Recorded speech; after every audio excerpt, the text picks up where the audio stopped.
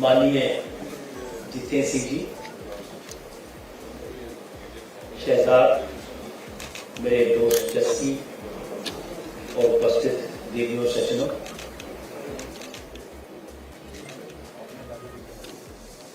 बहुत सारे लोग जो यहाँ हैं मेरे दिल के बहुत करीब हैं।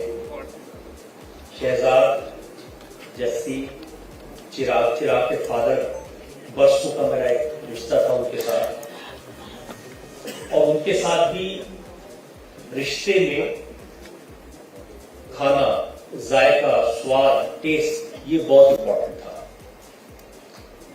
जब तक वो जीवित रहे रेगुलरली हम लोग थाई फूड खाने के लिए जाते थे, उनको थाई फूड का शौक था। मुझे अपने जीवन में बहुत खाने का अवसर ही नहीं मिला। शुरुआती दिन में तो ऐसे संघर्ष के दिन थे कि खाना मिल जाए यही बड़ी बात होती थी, लेकिन फ्लेवर क्या होता है, फूड क्या होता है, इसका इंट्रोडक्शन मुझे अरुण जेटली जी से मिला। दुनिया में शायद ऐसे बहुत कम लोग होंगे जो खाने के प्रति इतने पैशनेट थे। खाने के बारे में बात जब करते थे तो उससे उनकी आंखों में चमक आ जाती थी। उनके बहुत सारे फैसले व्यक्ति के बारे में, जगह के बारे में इस बात को लेकर होते थे कि वहां से खाना कैसा मिला, और धीरे धीरे उनसे मैं सुनता था, वो बताते कि चिकन विंग्स कहाँ के अच्छे होते हैं। मैं वेजिटेरियन हूं लेकिन सुनना पड़ता था। नली गोश्त कहाँ अच्छा मिलता है, फिर अमृतसर के खाने कौन कौन से हैं, फिश कहाँ अच्छी मिलती है, फिर छोले भटूरे सीताराम के कहाँ मिलते हैं पहाड़ में। उनको एक एक चीज का ज्ञान था और उसके बारे में बहुत बात करते थे, और फिर कभी कभी सवाल पूछते थे। फाइनेंस मिनिस्टर थे, एक दिन उनके ऑफिस में लंच का टाइम था, हम लोग खाना खा रहे थे, तो कहा, पंडित जी,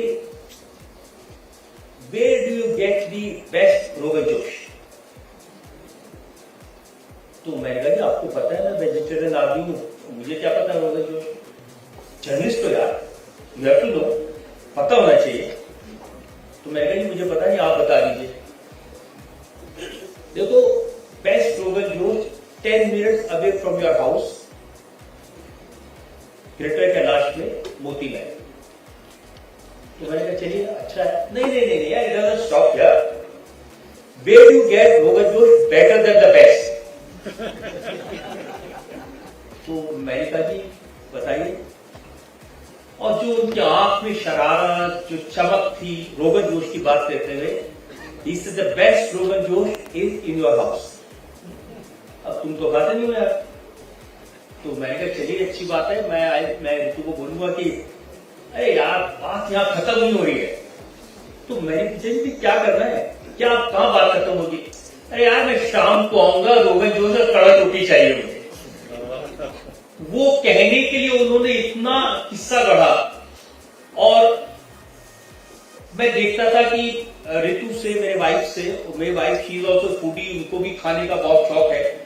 ये दोनों घंटों खाने पर बात करते थे, और तब मैं देखता था कि खाने के प्रति, जायके के प्रति, स्वाद के प्रति, टेस्ट के प्रति कितना पैशन हो सकता है, कितना डिवोशन हो सकता है, और उससे बॉन्डिंग कितनी जबरदस्त हो सकती है। और कितने किस्से हैं। मैं उनके, एक बार हम अपने किसी एक मित्र के घर गए थे, अमृता शेरगिल बाग पर, तो थोड़ी देर बैठे रहे, बात करते रहे, फिर उन्होंने कहा, पंडित जी जरा चेक करके आओ खाना क्या है। तो मैं बाहर गया, मैंने एक चक्कर लगाया।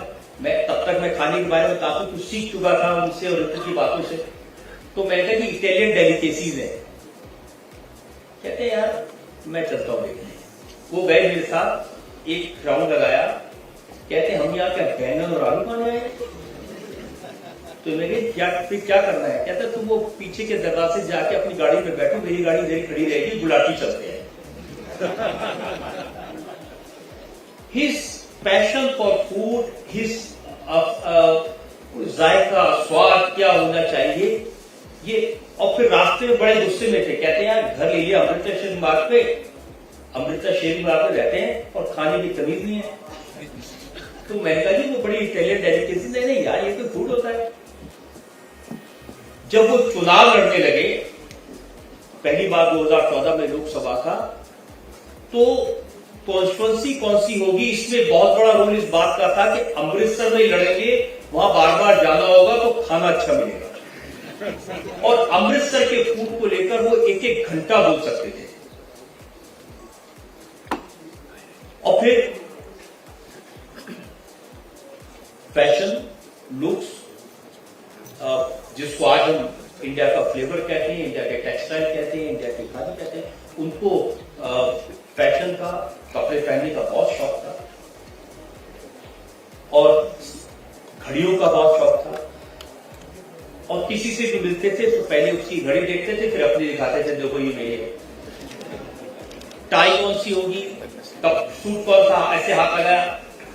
और ऋतु को, मेरी वाइफ को, उनको भी she is also into fashion, designing, understanding, और जो मेरा फील लुक है ये सब उनका क्रिएट किया हुआ है।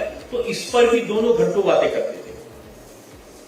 मैं देखता था वो दो लोग जिनको दुनिया में इतने सारे काम हैं, जिनके ऊपर इतने सारे भार हैं, जिनकी इतनी सारी जिम्मेदारियां हैं, कैसे फूड और फैशन का फ्लेवर उनके बीच में बॉन्डिंग क्रिएट करता है।